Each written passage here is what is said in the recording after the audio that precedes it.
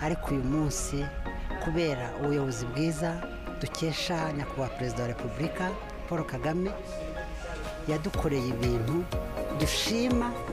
dushimira kandi tuzahora dushima. Bazibuke gusabira igihugu cyacu, bagisabira umutekano urambye, Imana ikomeze ikibungabunge, gihundagazeho ingabire y'umutekano, kandi Imana bazanazirikane gusabira igihugu n'abayobozi b'igihugu cyacu ku isonga nyakubahwa perezida wa repubulika.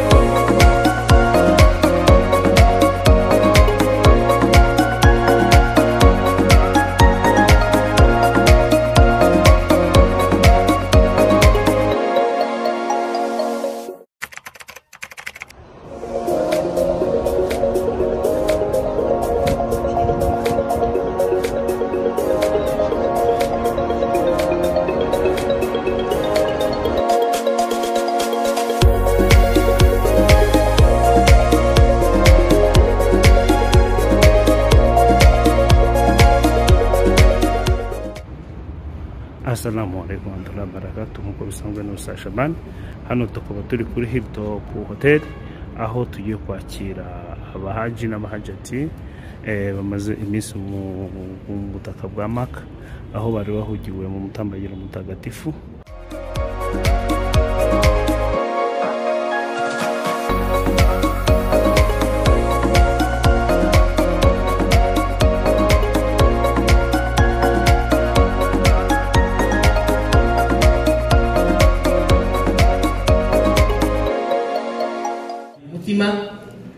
Dushimire itsinda ryateguye hija uhereye mu myiteguro ya mbere, kuko hija itegurwa umwaka wose. Rero hari abatararyamye, hari abavunitse, turabashimira cyane.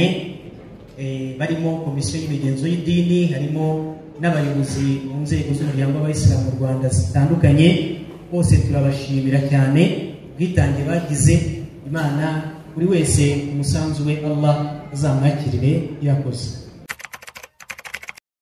Turashingira kukuba tuva hano dufite indege yacu ya Rwanda Air. Icyo ni ikintu cyiza cyane cyadushimishije cyane.